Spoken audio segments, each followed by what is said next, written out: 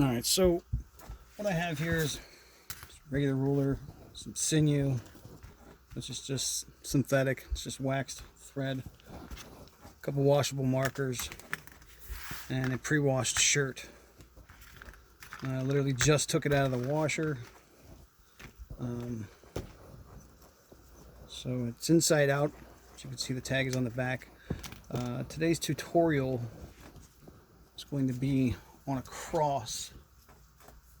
A couple people have asked me how to do a cross. So this is my shirt here. I gotta find center. And what we do to find center is we just match up the arms. Pull the back. Make sure that the armpits are matched up pretty well. Get the stuff out of the middle. Make sure it's real flat. And we mark it. Mark the middle. So it'll be here, here, also on the bottom where the shirt meets, down here. Just take a marker, mark there, mark there. Good, good. We have the front of the shirt here. So you take your two. The reason I'm only doing the front of the shirt with the cross is because it's a lot of material to fold. It's a lot of material to fold. Sometimes it comes out, sometimes it does not. It just gets weird and blotchy sometimes because it doesn't take the dye because of all the folds. And this is what you want your shirt to start looking like here, where it's just flat. Let me get the sinew out of here. Me personally, and I'm not saying everybody has to do this, it's just a preference as to where you want your cross to be. I try to bring it down about 3 or 4 inches from the collar. So that's where I start my cross. So let's get to about around 4. I'll make a mark. From that mark, I will get my ruler and we'll make a 12-inch cross. My other mark. In between those two marks, I'm going to make a mark around the 4. That represents the arm coming out. So I'm going to do a 2-inch cross, which will give me 1 inch here. Mark it 1 inch down here. Right.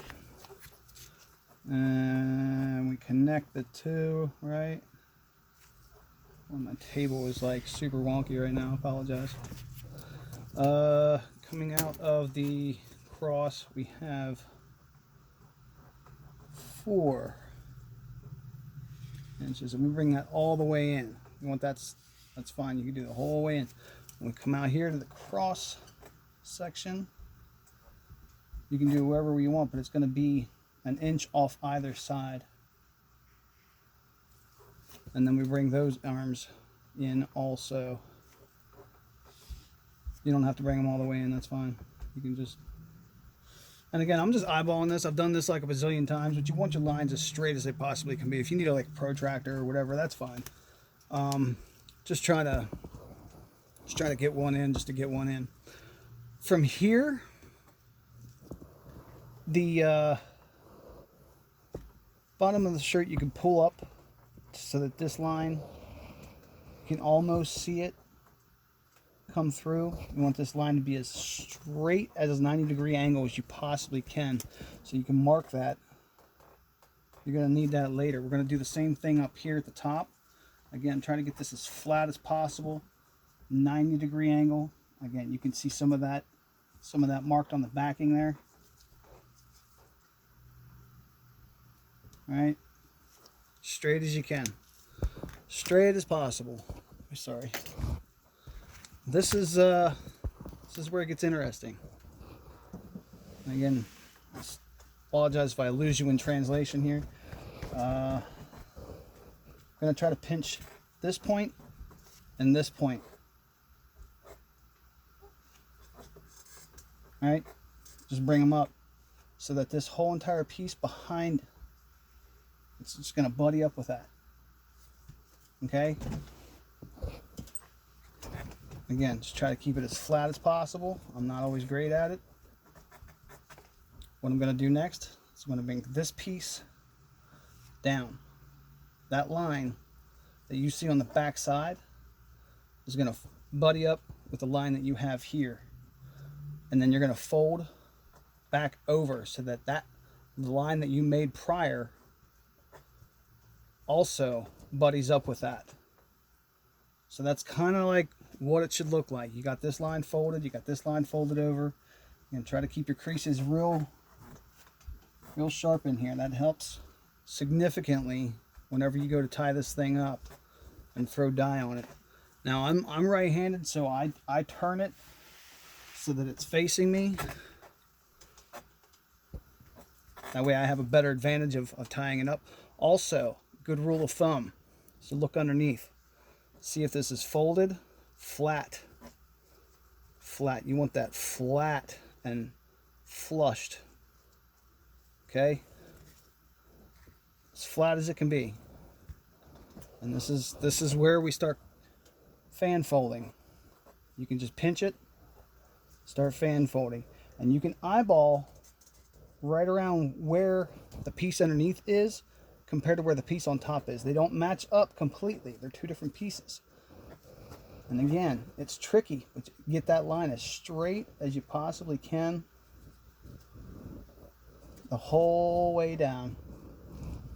Right? Let me get your sinew. Sorry. Get our sinew. Pull it underneath. Match it up top. Pull.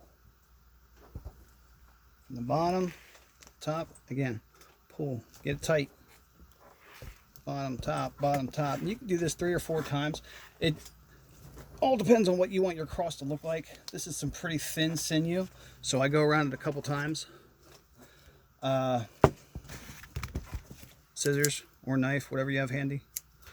And cut that. Just tuck it in there. It's fine. It's not going to hurt anything. I also apologize. Sometimes at this point, like I try to tuck this back in there, and with some all 100% cotton thread, I just go around a couple times just to keep it taut. And then you can do whatever you want with the rest of the shirt. Again, if you found the front of the shirt, then you obviously know where the back of the shirt is, where the tag is, and where you've already marked. And you could do another design. You could do a heart. You could do another cross. You can do whatever you want. If you don't want to do any of that and you just want to have it just a cross on the front, you can just take the whole shirt and just sit there and scrunch it up. And just keep scrunching, tiny little scrunches all over the place. Just scrunch and scrunch and scrunch and scrunch and scrunch. You know? And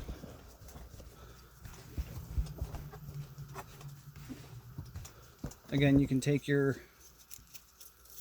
thread and throw it on the floor like I just did. Let me grab another thread real quick here. See if I can't manage.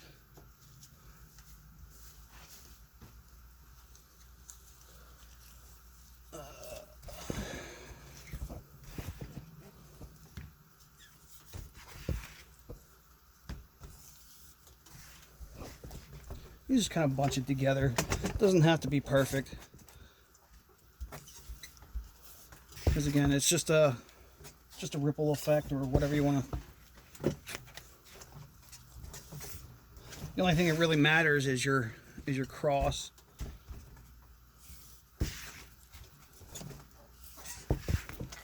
You can lay whatever dye wherever you want your dye to go. You can do solid colors. You can do rainbow colors. You can do just about anything you want at this point, but just make sure it's all tied up real tight.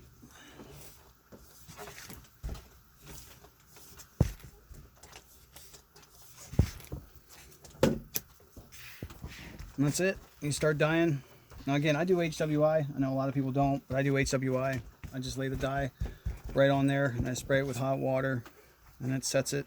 And I flip it over, and I put more dye on, spray it, it sets it, and that's it. That's the look you're looking for. Now, I'm not going to lay dye on it or anything right now. I might later, but that's just the tutorial of how to tie it up. Thanks for joining me.